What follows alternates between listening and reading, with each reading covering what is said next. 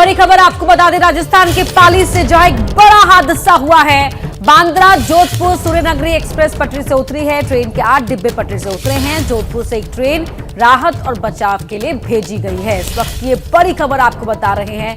Rescue operation के लिए जोधपुर से एक ट्रेन को यहां भेजा गया है। इन तस्वीरों में भी आप देख पा रहे हैं किस तरह से यहां पर ट्रेन आपको डिटेल दिखाई दे रही है। बांद्रा जोधपुर सूर्यनगरी एक्सप्रेस पटरी से उतर गई। ट्रेन के 8 डिब्बे यहां डिलेड हो गए और फिलहाल बड़ी जानकारी ये है कि हादसे में कोई हताहत नहीं हुआ है। हेल्पलाइन नंबर भी आप टीवी स्क्रीन पर देख पा रहे हैं जो यहाँ पर जारी किए गए हैं प्रशासन की ओर से, ताकि अगर आपके कोई मुसाफिर, आपका कोई अपना इस ट्रेन से यात्रा कर रहा था तो आप उसको लेकर जानकारी हासिल कर सकते हैं। ये ट्रेन के 8 डिब्बे किस तरह पटरी से उतर गए आप इन तस्वीरों में देख सकते हैं। बांद्रा से ये ट्रेन जोधपुर जाती है।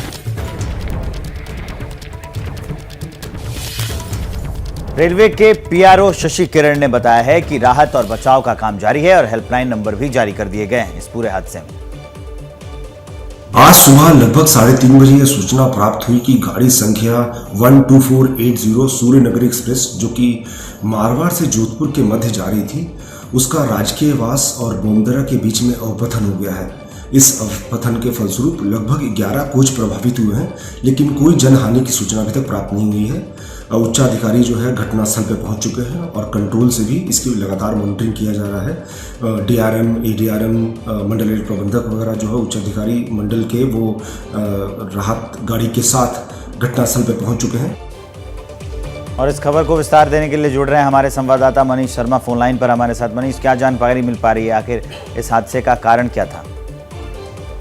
विवेक, इस पूरे मामले में अब तक जो प्रमुख जानकारी सामने आई है उसके मुताबिक चूंकि पाली के रोहित में राष्ट्रीय जम्बूरी, राष्ट्रीय स्काउट स्तर की होने वाली है और इस ट्रेन में जो जितने भी लोग सवार हैं उनमें ज्यादातर संख्या उन बच्चों की है जो कि जम्बूरी में शामिल होने के लिए आ रहे हैं। ये ट्रेन सुबह करीब 3 बजे, जिसको सूर्यनगरी एक्सप्रेस बताया गया, ये पाली मारवाड़ के पास बोमगरा में डिले हुई। 8 डिब्बे पटरी से उतरे, लेकिन एक बड़ी राहत की बात यह है कि इसमें कोई भी जनहानि की सूचना नहीं मिली है। रेलवे के तमाम अधिकारी मौके पर पहुंच चुके हैं। हेल्पलाइन नंबर का आपने बताया, लेकिन किसी को भी कोई बहुत ज्यादा इंजरी नहीं है। 8 से 10 बच्चे घायल बताए गए जिन्हें नजदीकी अस्पतालों में भर्ती कराया गया है। लेकिन एक बहुत बड़ी राहत की बात, चूंकि ज्यादातर बच्चे इस राष्ट्रीय स्तर की जम्बूरी में शामिल होने के लिए आ रहे थे, इनमें से किसी के हताहत होने की कोई खबर नहीं। जी अपना तो मनीष, आपके हवाले से ये बड़ी जानकारी दर्शकों को बता दें कि अगर उनके कोई अपना इस ट्रेन से सफर कर रहा था तो घबराने की आवश्यकता नहीं है। जो बच्चे जख्मी बताए जा रहे हैं उन्हें मामूली चोटें आई हैं और सभी के लिए ही उचित व्यवस्था की जा रही है। और दिल्ली के कंझावला केस से जुड़ी इस वक्त की एक बड़ी खबर आ रही है, वो जान लीजिए। पीड़ित परिवार ने बेटी के साथ रेप की आशंका जताई है। मृतका की मां और मामा ने रेप के बाद हत्या का शक जताया है। मां का आरोप है कि मामले को एक्सीडेंट दिखाने की कोशिश हो रही है। आपको बता दें कि नए साल के दरमियानी रात ये हादसा हुआ था और तब ये बात सामने आई थी कि वो लड़की लंबी दूरी तक कार में घसीटती रही। मामा का आरोप है कि 10 किलोमीटर पहले ही स्कूटी मिली है तो ये लंबी दूरी तक घसीटती रही। अब जो घर वाले हैं, परिवार वाले हैं, वो आरोप लगा रहे हैं कि पीड़ित के साथ रेप हुआ था, इसकी आशंका जताई जा रही है, जबकि पुलिस की थ्योरी इससे बिल्कुल अलग है। मृतका की मां ने खुद कहा है कि बेटी से रेप के बाद उसकी हत्या की गई है। ये बड़ी खबर हम आपको बता रहे हैं। मेरी बेटी के साथ कुछ गलत नहीं हुआ होता तो फिर नंगी कैसे पाती। सड़क के रोड के एक्सीडेंट होते हैं तो तन का कपड़ा घिसड़ता है, मगर नंगा नहीं होता बिल्कुल। मैंने सर, मेरे बच्चे के साथ बहुत गलत हुआ है। मेरे बच्चे के साथ अगर गाड़ी के पहिए में एक कील भी अटक जाती है ना, वो भी गटर गटर करने लग जाती है सर। तो वो तो इतना बड़ा लड़की थी, शख्स था मेरा बच्चा। 5 लड़के नशे की हालत में धुत और कह रहे कि कुछ नहीं हुआ। एक सुनसान सड़क पे लड़की अगर ऐसे निकलती है और लड़की के साथ गलत नहीं हुआ, बॉडी कहीं, गाड़ी कहीं, तो ये सरकार, दिल्ली पुलिस की कमी है ना।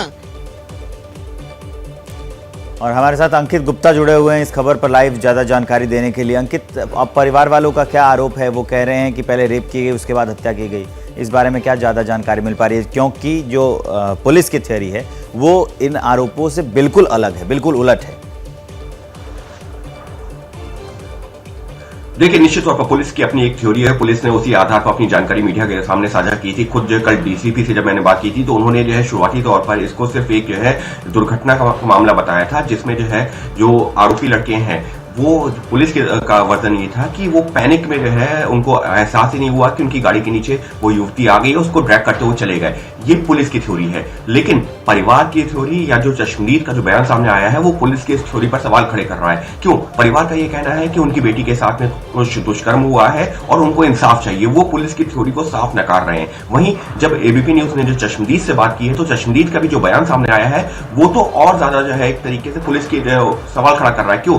चश्मदीद का कहना है कि 3:20 के आसपास से उसने पुलिस को कॉल करना शुरू किया है। पुलिस की जो 2-3 पीसीआर वैन वहां मर्राती रही, लेकिन किसी ने उस गाड़ी को रोकने की हिमाकत तक नहीं की या जो है उसको रोकने की कोशिश नहीं की। इतना ही नहीं, 4:11 के आसपास पुलिस ने उस युवती का जो शव है उसको बरामद किया। तो निश्चित तौर पर पुलिस की थ्योरी को बिल्कुल अंकित, और यहाँ परिवार के बेहद गंभीर आरोप है। बने रहिए आप हमारे साथ। तो वहीं कंझावला केस में दिल्ली पुलिस ने 5 आरोपियों को गिरफ्तार कर लिया है, लेकिन इलाके के स्थानीय पुलिस की कार्रवाई के तरीकों पर भी सवाल उठ रहे हैं। बड़ी खबर आपको बता रहे हैं कि मामले के चश्मदीद दीपक ने पुलिस पर गंभीर आरोप लगाए हैं। दीपक के मुताबिक पुलिस चाहती तो आरोपियों तक 5 मिनट में पहुंच सकती थी, लेकिन हिला हवाली पुलिसकर्मी रास्ते में करते रहे।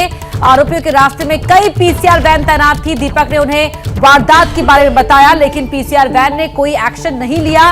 दिल्ली पुलिस के अधिकारियों ने दीपक से 8 अलग अलग नंबरों से 16 से 20 दफा कॉल की और जानकारी हासिल करते रहे, लेकिन एक्शन लेने के नाम पर कुछ नहीं किया।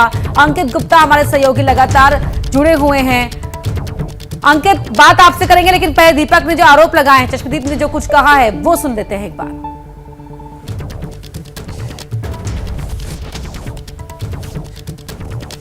उसके बाद फिर नंबर आया सब 3:22 पे। हाँ, दिल्ली पुलिस कंट्रोल रूम से फोन आपके पास आया। हाँ जी, सब 3:22 पे, ठीक है। फिर उसके बाद जैसे कॉल आती रही, फिर वो नहीं, आप एक कॉल बताते रहिए। जय जाट क्या है ये आपने किया है इसको फोन? ये भी पीसीआर का नंबर है, ये भी पीसीआर का। हाँ, ये देखो मैंने ये खोल दिया है। और इनका फोन हुआ मेरे पास, फिर ये आ गया इनका 3:39 पे। 14 मिनट देखो साहब, 14 मिनट बात हुई, ठीक है। और फिर दूसरा फिर आया इनका 3:54 पे, 3:22 फिर बात हुई 1:37 पे, ठीक है। वापस 4:18 बात हुई, 1:37। और अंकित गुप्ता हमारे सहयोगी लगातार लाइव जुड़े हुए हैं। अंकित, दिल्ली की सड़कों पर, देश की राजधानी पर एक लड़की के साथ ये हैवानियत हुई और दिल्ली पुलिस वाले कॉल खेलते रहे। ये निश्चित तौर पर, और यही काफी चौंकाने वाला है। इतना ही नहीं, पुलिस की तो एक और थ्योरी है। पुलिस का कहना है कि उनको जो है स्कूटी से दुर्घटना हुई थी, इस बारे में 3:53 के आसपास जानकारी मिल गई थी और उसके बाद में उन्होंने 10 से 15 मिनट के अंदर उस युवती के शव को बरामद कर लिया था। लेकिन यहां पर सवाल क्या खड़ा होता है? सवाल ये खड़ा होता है कि दुर्घटना ऐसा नहीं है 3:53 को हुई है जब पीसीआर वैन को कॉल मिली है। दुर्घटना अगर हुई है, जैसा परिवार का तो हालांकि कुछ और आरोप है, लेकिन अगर दुर्घटना हुई भी है तो वो भी करीबन 1 घंटे पहले हुई है। 1 घंटे तक करीबन दिल्ली की सड़कों पर इस तरीके से गाड़ी के साथ में शव खिंचता रहा और उसको कोई रोकने वाला नहीं है। जबकि चश्मदीद लगातार पुलिस से जो फोन करता रहा, पीसीआर वैन वहां पर घूमती रही, लेकिन ये संवेदनहीनता ही जो दिल्ली पुलिस के रवैये पर सवाल खड़े कर रही है। और इसी वजह से एबीपी न्यूज जो चश्मदीद को सामने लेकर के आया है, जो परिवार से बातचीत की है, वो यही बता रहा है कि दिल्ली पुलिस भले ही कितने भी दावे कर ले कि ये अभी शुरुआती तौर पर एक एक्सीडेंट का ही मामला दिख रहा है, लेकिन हकीकत में सवाल खड़े हो रहे हैं और सबसे ज्यादा कटघरे में खड़ी हो रही है इस वक्त दिल्ली पुलिस। ठीक है अंकित, आप हमारे साथ बने रहिए। चश्मदीद की एक और बाइट है, जो बयान उनका सामने आया, एक और बयान सुनाते हैं दर्शकों को। दुकान खोलते जस्ट साथ के साथ मैंने देखा कि गाड़ी आ रही, आवाज आ रही है गाड़ी से कुछ। गाड़ी पुलिस साइड से ग्रे कलर की बलेनो गाड़ी थी, जो नंबर है मैंने दे चुका हूँ मैं। उसमें फिर क्या हुआ, वो बिल्कुल थोड़ी दूर थी, मैंने सोचा टायर वायर फट रहा हुआ, टायर फटने की आवाज़ आ रही है। उसके बाद बिल्कुल दुकान के सामने आने से पता चला कि इसके नीचे तो कोई डेड बॉडी फंसी हुई है। फिर मैंने 3:20 पे अपने 112 नंबर डायल किया। मैंने बताया माँ जी ऐसी बात है, कोई डेड बॉडी गाड़ी में फंसा रहा है और ऐसे जा रहा है परली साइड से, माँ कंझावला से कुतुबगढ़ जा रहा है। फिर उन्होंने मेरे से दोबारा संपर्क किया, जो हमने 100 नंबर वाली गया, उस 112 नंबर वाली कॉल अटेंड करते हैं, वो पीसीआर वाले का फोन आया, बोला ऐसी बात है, वही माँ जी है बोला। उसने तो मेरी तरफ ऐसे लखा गया एक बार जैसे अननोन हूँ, इग्नोर इस तरह कर दिया कि कोई वारदात हुई ही नहीं है, ना उनके पास कोई इंफॉर्मेशन इस प्रकार की। अंकित हमारे साथ लगातार जुड़े हुए। अंकित, ये कितना कॉन्ट्राडिक्टरी है। अभी हम चश्मदीद का बयान सुना रहे थे, वो साफ कह रहा है कि बॉडी दिखी कि फंसी हुई है, आवाज हो रही थी, पहले उसको लगा कि टायर फटा है, जब उसने गौर किया तो देखा कि नहीं, वहां डेड बॉडी फंसी हुई है। और कल पुलिस का बयान आपने ही लिया था तो, और वो पुलिस कह रही है कि नहीं ऐसी कोई घटना नहीं, हमें जानकारी बाद में मिली थी। तो ये बड़ा विरोधाभासी है अंकित। निश्चित तौर पर, और ये जो चश्मदीद सामने आया है, इसने जिस तरीके से जो है एबीपी न्यूज के सामने खुलासे किए हैं, वो साफ तौर पर बता रहा है कि पुलिस को ऐसा नहीं है कि पुलिस को जानकारी नहीं थी। पुलिस को 3:20 के आसपास चश्मदीद ने कॉल कर दी थी और बाकायदा पुलिस के जो जवान थे या जो लोग ड्यूटी पर थे, उनसे लगातार जो वो लोकेशन तक शेयर कर रहा था। और वो जो शख्स, ये जो लड़के हैं, जो आरोपी हैं, ये जो दीपक की दुकान के सामने से 3 से 4 बार उसी एरिया में घूमते रहे हैं। ये भी नहीं कहा जा सकता कि वो वहां से फरार हो गए थे, पुलिस उनको ढूंढ नहीं पाई। सवाल यही उठता है कि जब अगर जो 2 से 3 किलोमीटर के रेडियस में आरोपी लगातार आधे पौन घंटे तक घूमते रहे, तो पुलिस की जो 3 से 4 पीसीआर वैन थी, वो वहां क्या कर रही थी? उनके पास अगर इस तरीके की जानकारी आ गई थी, तो क्या आपस में कोऑर्डिनेशन नहीं होता है कि 3 से 4 पीसीआर वैन को उस बारे में पता ही नहीं है? तो निश्चित तौर पर इस वजह से कटघरे में खड़ा हो रहा है। और बिल्कुल बड़ी बात तो दीपक, अंकित माफ कीजिएगा, बड़ी बात तो ये भी है ना कि ये वारदात उस रात को हुई जो कोई आम रात नहीं थी, बल्कि वो नए साल की दरमियानी रात थी और ऐसे मौके पर पुलिस की खास तैयारियां होती हैं। बहुत शुक्रिया फिलहाल आपका इस पूरी जानकारी के लिए। और एक और बड़ी खबर का रुख कर रहे हैं, जम्मू कश्मीर के राजौरी से बड़ी खबर आपको बता रहे हैं, जहां 2 आतंकियों ने जिले के अपर डांगरी इलाके में 4 लोगों को मौत के घाट उतार दिया। आतंकियों की फायरिंग में 6 लोग बुरी तरह घायल हुए हैं, जिन्हें जम्मू एयरलिफ्ट किया गया। चश्मदीदों के मुताबिक आतंकियों ने इलाके के 3 अल्पसंख्यक घरों को टारगेट किया। जानकारी के मुताबिक आतंकियों ने पहले आधार कार्ड देखा और फिर हमला किया। सुरक्षा बलों ने पूरे इलाके में कॉर्डन डाल दिया है। संदिग्ध आतंकियों की तलाश में व्यापक सर्च ऑपरेशन चलाया जा रहा है। ढांगरी गांव नियंत्रण रेखा के ऊपर एलओसी के साथ सटा एक गांव है, जहां के लोग बहुत देशभक्त, ईमानदार और देश के वफादार लोग हैं। कायर पाकिस्तानी आतंकवादियों ने निशाना बनाकर मानवता का कत्ल किया है। ढांगरी गांव की चारों तरफ से घेराबंदी कर दी है। जो आतंकवादी और साजिशकर्ता ढांगरी आतंकी हमले में शामिल है, वो नहीं बचेगा। जमीन के पाताल से भी निकाल कर इन कायर पाकिस्तानी आतंकवादियों को मौत के घाट उतारा जाएगा। और अजय बाचलू हमारे संवाददाता जुड़ रहे हैं हमारे साथ लाइव इसी खबर पर। अजय बाचलू, पहले आधार देखते हैं, आतंकी आधार कार्ड देखते हैं, उसके बाद टारगेटेड हमला करते हैं। एक और ऐसी वारदात जहां अल्पसंख्यकों को निशाने पर लिया गया। जी अपर्णा, बिल्कुल एक और टारगेटेड किलिंग हम इसको कहेंगे, क्योंकि मैं जिस इलाके में खड़ा हूं अपर्णा, ये डांगरी का, राजौरी का वही इलाका, और मेरे पीछे जो आप ये इलाका देख रहे हैं, हालांकि इस समय अंधेरा है, यहीं पर उस घटना को, शर्मनाक घटना को अंजाम दिया गया, जिसमें रविवार करीब शाम के 7 बजे 2 हथियारबंद आतंकी आते हैं और इसी इलाके में बताया जा रहा है एक मंदिर है, और मंदिर के पास के घरों को वो ढूंढते, और वहां पर जो लोग हैं उनका आधार कार्ड देखकर जो है 3 घरों में फायरिंग की जाती है। अपर्णा, ये तीनों घर 50 मीटर के रेडियस में है। इसमें इस फायरिंग में फिलहाल 4 लोगों की मौत हुई है और बाकी 6 लोग जो है वो घायल हैं। जिन 6 लोग घायल हैं उनमें से 2 को एयरलिफ्ट किया गया है जम्मू, और वहां पर जो है उनका इलाज चल रहा है। लेकिन इस इलाके में गुस्सा है और रोष है, जिस तरह से लगातार यहां पर इस तरह की घटना को अंजाम दिया गया। इस घटना के बाद ये पूरा इलाका जो मेरे पीछे आप देख रहे हैं, यहां पर व्यापक सर्च ऑपरेशन चलाया जा रहा है। Search operation Jammu Kashmir police, CRPF और सेना द्वारा चलाया जा रहा है, ताकि उन दोनों आतंकियों को, जो संभवतः कॉम्बैक्ट यूनिफॉर्म में थे, उन्होंने यहां पर फायरिंग की है। और इसमें सबसे बड़ी चौंकाने वाली बात जो है कि मंदिर के पास के घरों को टारगेट किया गया और वहां पर जो लोग अंदर रहते हैं उनका आधार कार्ड पूछा गया, जिसके बाद वहां अंधाधुंध फायरिंग की गई, जिसमें 4 लोगों ने अपनी जान गंवाई है।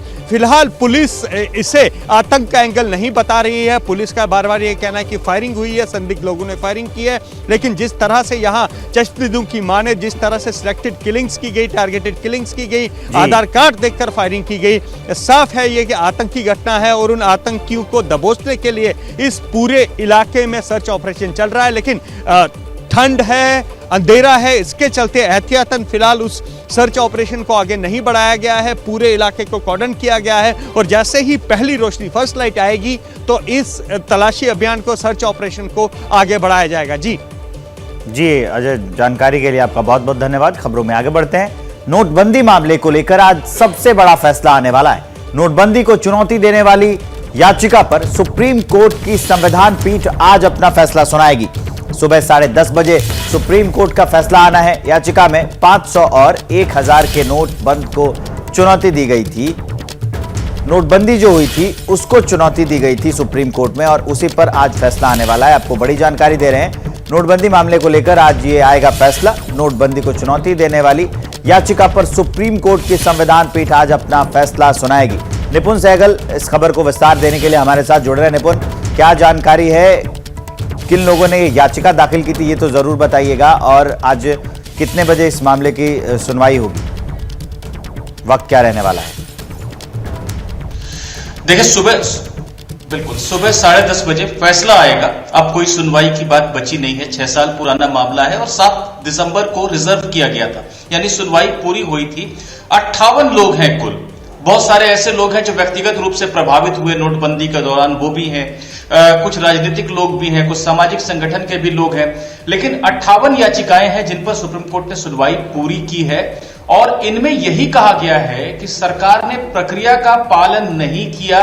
अचानक 8 नवंबर 2016 को प्रधानमंत्री ने आकर ऐलान कर दिया कि 500 और 1000 के नोट बंद किए जा रहे हैं, जिसके चलते लोगों को बहुत दिक्कत हुई।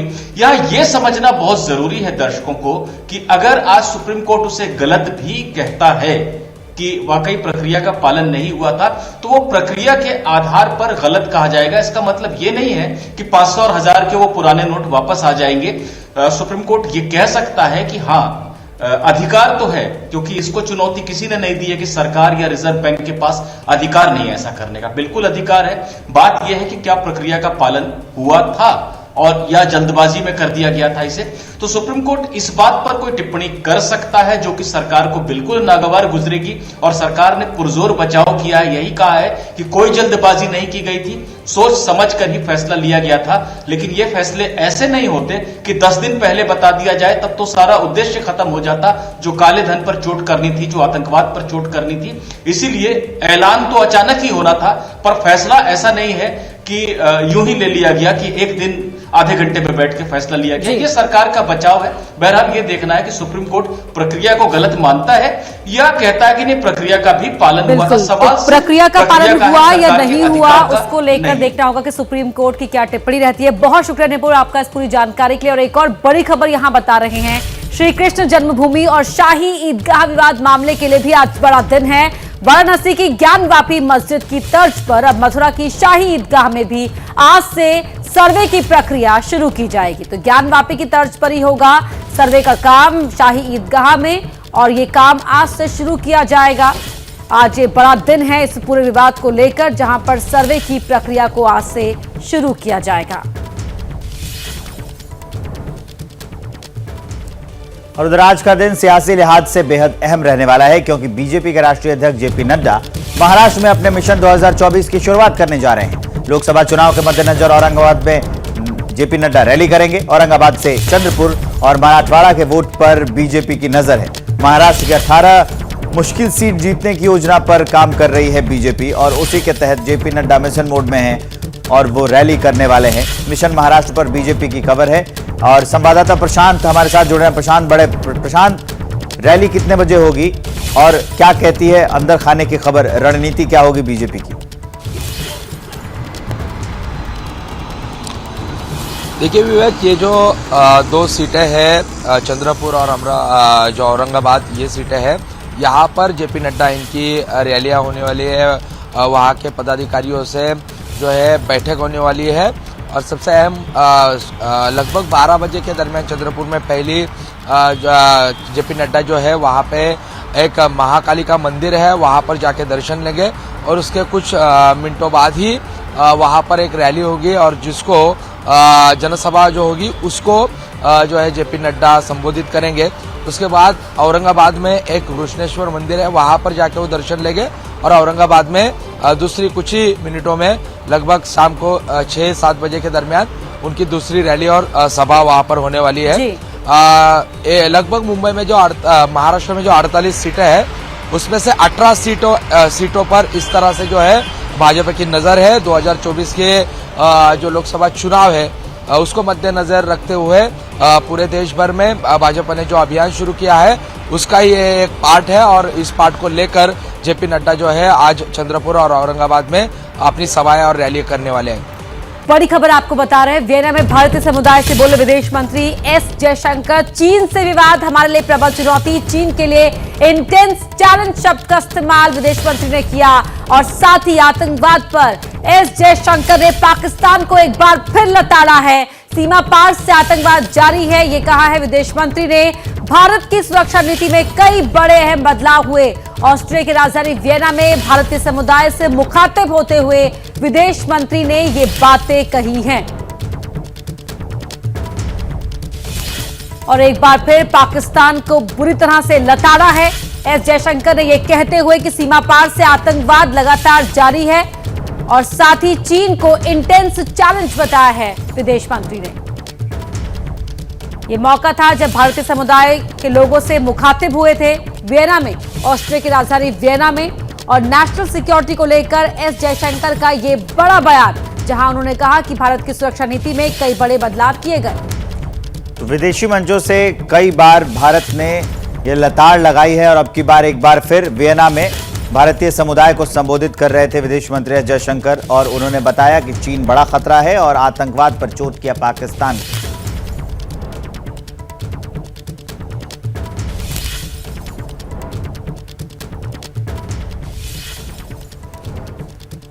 और एक बड़ी खबर जान लीजिए, आंध्र प्रदेश के गुंटूर में भगदड़ मची हुई है।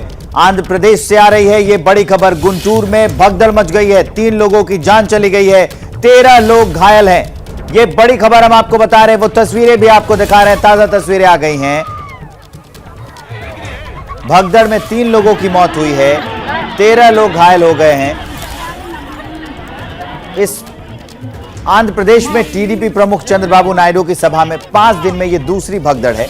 दुखद खबर यह है कि गुंटूर में इस हादसे में 3 लोगों की जान चली गई है। इस हादसे में 13 लोग बुरी तरह से घायल हुए। ज्यादातर लोगों के पैर और छाती में गंभीर चोटें आई हैं क्योंकि भीड़ बहुत ज्यादा थी। यहां पर चंद्रबाबू नायडू की एक सभा होनी थी।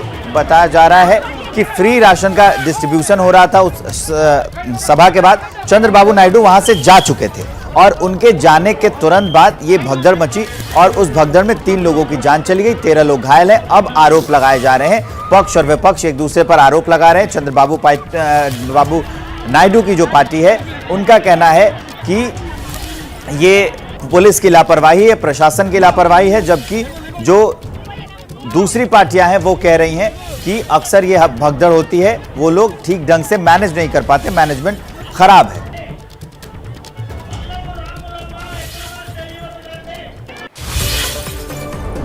कंझावला के हादसे में मृतक लड़की के शरीर के कपड़े फट गए। पुलिस को बिना कपड़ों के कंझावला इलाके से मिला लड़की का शव। आरोपी शव छोड़कर फरार हो चुके थे। शव मिलने के बाद क्राइम ब्रांच की टीम को मौके पर बुलाया गया और फॉरेंसिक एविडेंस भी कलेक्ट किए गए। सबूत इकट्ठे करने के बाद शव को पोस्टमार्टम के लिए भेजा गया। पुलिस ने बलेनो कार की तलाश शुरू की तो कार सुल्तानपुरी में टूटी फूटी हालत में मिली। वहीं पुलिस को एक स्कूटी भी मिली जो दुर्घटना का शिकार हुई थी। पुलिस के मुताबिक एक्सीडेंट के बाद स्कूटी और लड़की दोनों गाड़ी के पहियों में फंस गए थे। कंझावला केस में युवती की मेडिकल रिपोर्ट आई। रिपोर्ट में सिर पर चोट के निशान। अभी ये जांच की जा रही है कि चोट कैसे लगी, कार से टकराने के वक्त सिर पर चोट आई या कुछ और वजह। कंझावला केस को दिल्ली पुलिस मान रही है एक्सीडेंट का मामला। डीसीपी हरिंदर सिंह के मुताबिक जब टक्कर हुई तब कार के शीशे बंद थे और कार में तेज म्यूजिक चल रहा था, इसीलिए पता नहीं चला कि स्कूटी और युवती कार के पहियों में फंसे हैं।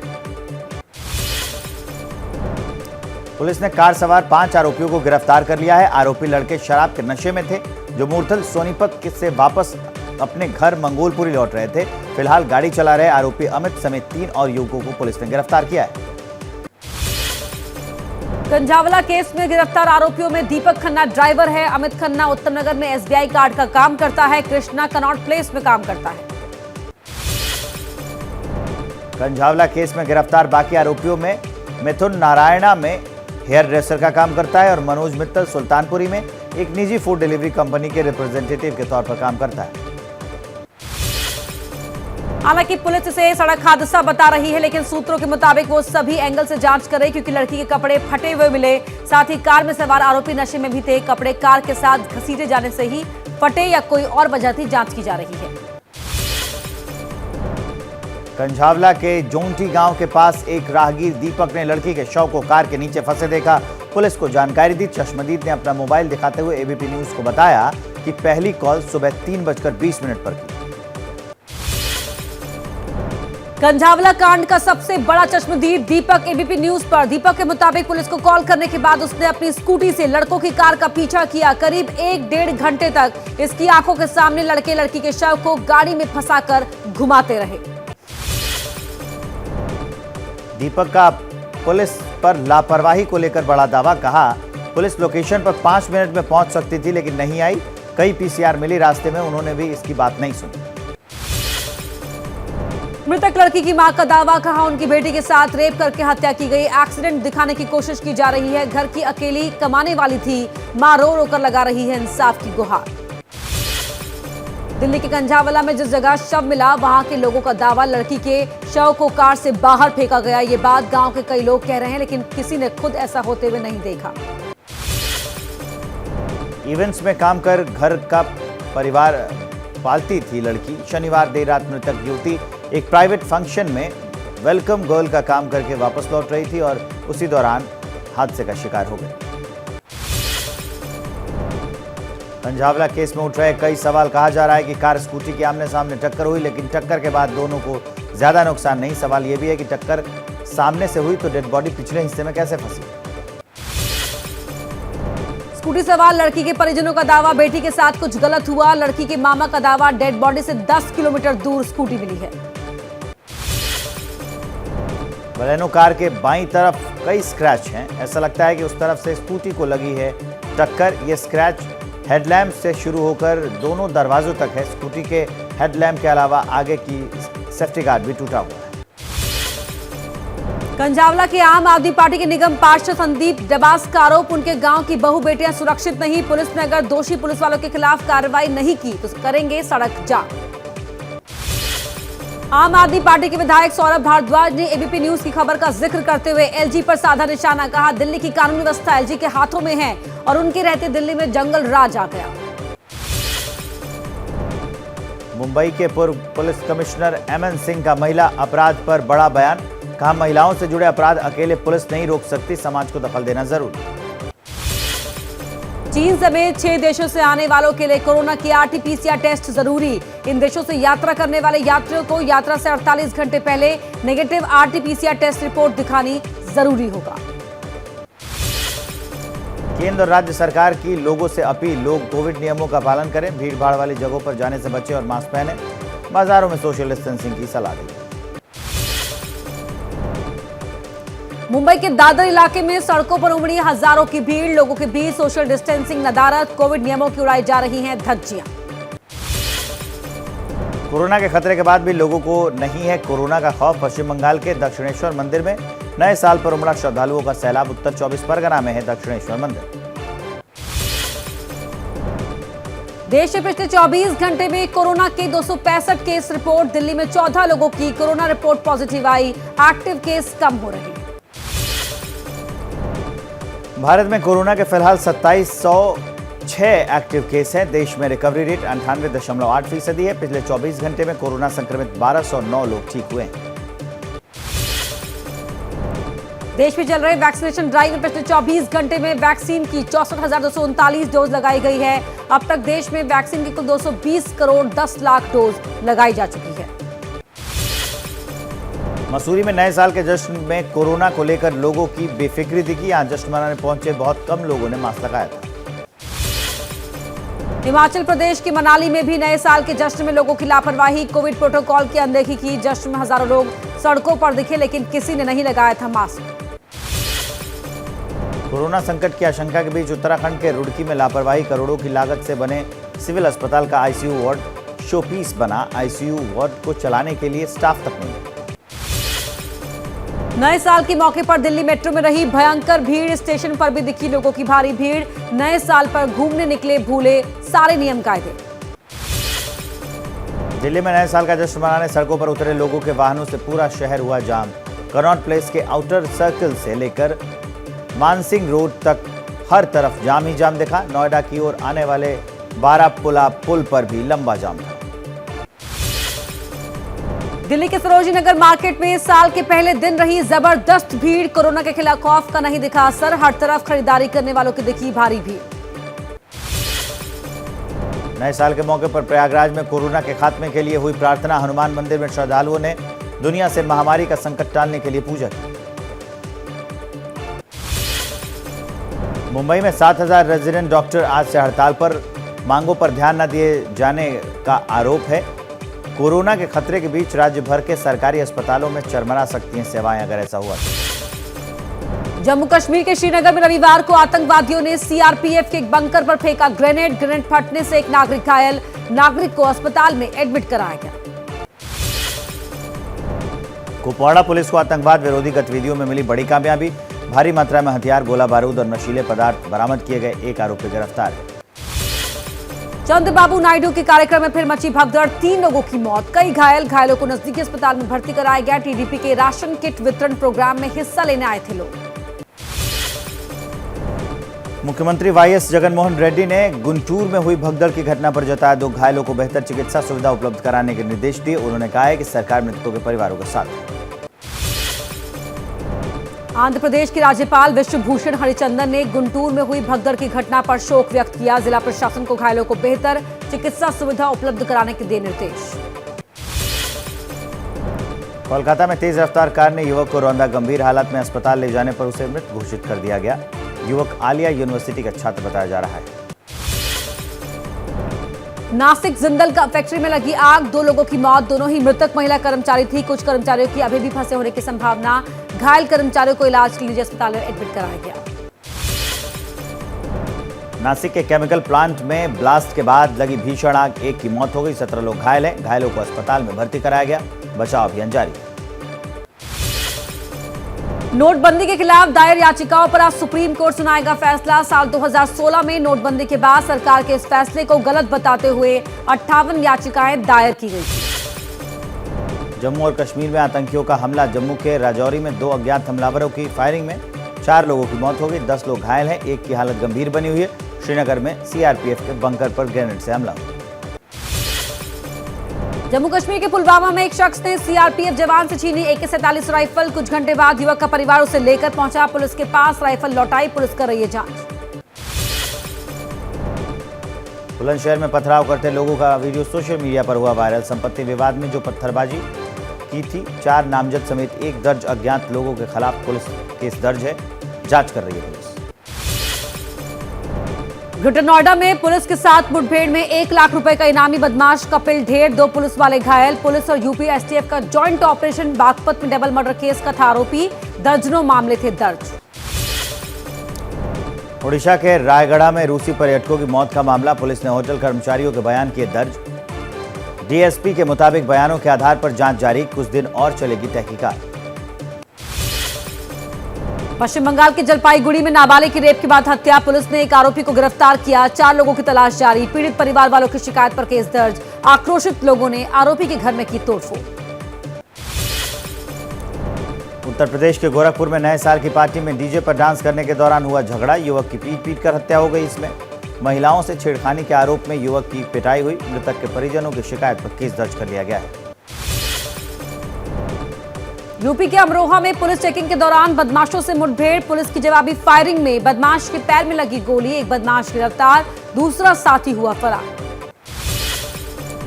यूपी के झांसी में पुलिस ने अवैध खनन करते 4 ट्रक पकड़े हैं। हसान नदी में मशीन से निकाली जा रही थी बालू। निजी जमीन के नाम पर किया जा रहा था यह अवैध खनन। पुलिस जांच में जुटी है। उत्तराखंड के रुड़की में कच्ची शराब के ठिकाने पर पुलिस का छापा, एक आरोपी गिरफ्तार, 50 लीटर कच्ची शराब बरामद। पुलिस ने नष्ट की 250 लीटर लहन। हरिद्वार में एटीएम में चोरी, पुलिस ने 2 शातिर चोरों को गिरफ्तार किया है। आरोपियों के पास से एक स्कूटी, चोरी की गई बैटरी और गैस सिलेंडर बरामद हुआ है। झारखंड में मॉब लिंचिंग, गिरडीह में बकरियां चुराने के आरोप में एक शख्स की ग्रामीणों ने की पीट कर हत्या। पुलिस ने केस दर्ज किया, जांच जारी। यूपी के बरेली में प्रेमिका से मिलने गए युवक को परिवार वालों ने जमकर पीटा। युवक को आई गंभीर चोटें, पुलिस ने इलाज के लिए अस्पताल में कराया गया एडमिट। बारदरी थाना इलाके के जोगी नवादा का मामला। लखनऊ में कारोबारी से लूट के बाद हत्या, पुलिस थाने से 50 मीटर दूर झाड़ियों में मिला शव। 13 लाख रुपए की चांदी और 80,000 रुपए कैश लूटकर फरार हुए बदमाश। पुलिस जांच में जुटी है। यूपी के कौशाम्बी में तांत्रिक पर नाबालिग लड़की से रेप का आरोप, भूत प्रेत का साया बताकर किया रेप। पीड़ित के पिता की शिकायत पर पुलिस ने दर्ज किया केस, आरोपी तांत्रिक गिरफ्तार। और यूपी के औरैया में ट्रेन की चपेट में आने से एक लड़की की मौत, करीब 1 घंटे के बाद एक युवक भी ट्रेन की चपेट में आया। दोनों मृतक आपस में रिश्तेदार थे। परिवारों में मातम, पुलिस जांच में जुटी है। मध्य प्रदेश के सतना में एक होटल में एक साथ फटे 2 गैस सिलेंडर, धमाके की आवाज के साथ दूर तक दिखी आग की लपटें। चांदनी टॉकीज के पास हुए हादसे में कोई हताहत नहीं। यूपी के अमेठी में ट्रैक्टर बेचने के झगड़े में 2 भाइयों में खूनी संघर्ष। छोटे भाई ने लाइसेंसी पिस्टल से ताबड़तोड़ फायरिंग की। गोली लगने से बड़ा भाई और उसके 2 बेटे गंभीर रूप से घायल हो गए। आरोपी गिरफ्तार हो गए। लखनऊ में झाड़ियों में मिला 16 साल की लड़की का शव, पुलिस ने शव को पोस्टमार्टम के लिए भेजा। जांच के लिए बनाई 5 टीमें। गणेशपुर थाना इलाके के इटौंजा की वारदात। वाराणसी में बुजुर्ग महिला के घर में लाठी डंडे से लैस दबंगों ने की तोड़फोड़। सीसीटीवी कैमरे में कैद हुई घटना। पुरानी रंजिश में यह हमला किया गया था। सारनाथ के परशुरामपुर इलाके की है यह वारदात। महाराष्ट्र के ठाणे में मुंबई एयरपोर्ट पर चेकिंग के दौरान जीवों की खाल का तस्करी का बड़ा खुलासा। 117 इंडियन मॉनिटर छिपकली की खाल बरामद। वन विभाग कार्रवाई में जुटा। यूपी के औरैया में 3 दोस्तों ने मिलकर दोस्त की बेरहमी से पिटाई की। युवक गंभीर हालत में अस्पताल में भर्ती है। सुनसान जगह पर ले जाकर दोस्तों ने मारपीट की। अधमरी हालत में छोड़कर फरार हो गए। केस दर्ज हो गया। वाराणसी में पति पत्नी और बच्चे की मौत पर सस्पेंस। घर में मिला तीनों का शव। पोस्टमार्टम रिपोर्ट का इंतजार। पुलिस आत्महत्या के एंगल से भी कर रही है जांच। यूपी के प्रयागराज में इंटरनेशनल लेवल के अवैध ऑनलाइन गेमिंग गिरोह का भंडाफोड़ हुआ है। एक आरोपी गिरफ्तार भी हुआ है। ऐप के जरिए पैसे की होती थी हेराफेरी। 4 मोबाइल फोन, मैकबुक और पैसे बरामद हुए।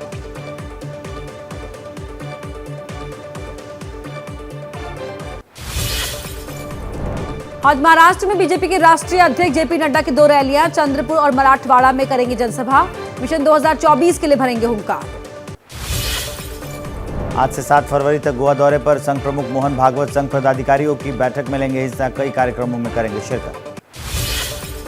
समाजवादी पार्टी के मुखिया अखिलेश यादव का कांग्रेस पर निशाना, कहा मध्य प्रदेश और महाराष्ट्र में हमारी मदद से बनी थी कांग्रेस की सरकार। हरियाणा के खेल राज्य मंत्री संदीप सिंह पर छेड़छाड़ की जांच के लिए कमेटी गठित। महिला कोच ने लगाए आरोप। संदीप सिंह ने छोड़ा पद। हरियाणा के खेल मंत्री संदीप सिंह पर छेड़खानी के मामले में एफआईआर दर्ज। जूनियर महिला कोच ने हरियाणा के गृह मंत्री से की मुलाकात। अनिल विज बोले सीएम से करेंगे बात, न्याय दिलाना हमारा काम। महिला कोच से कथित छेड़छाड़ के मामले में हरियाणा के नेता प्रतिपक्ष भूपेंद्र हुड्डा ने कहा संदीप सिंह ने इस्तीफा दे दिया है। मामले की होनी चाहिए निष्पक्ष जांच।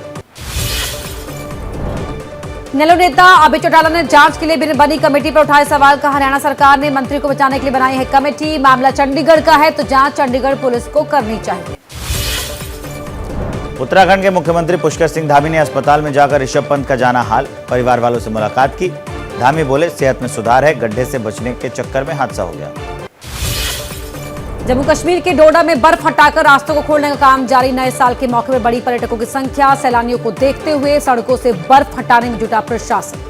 जैसे ही घड़ी का काटा दोपहर 2:30 पे आए, बबीता जी का दिल सास बहू साजिश के लिए मचल जाए।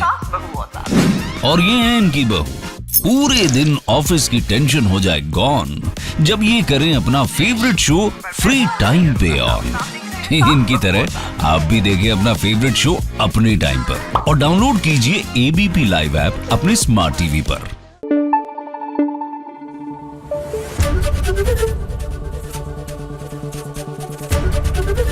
एबीपी न्यूज आपको रखे आगे।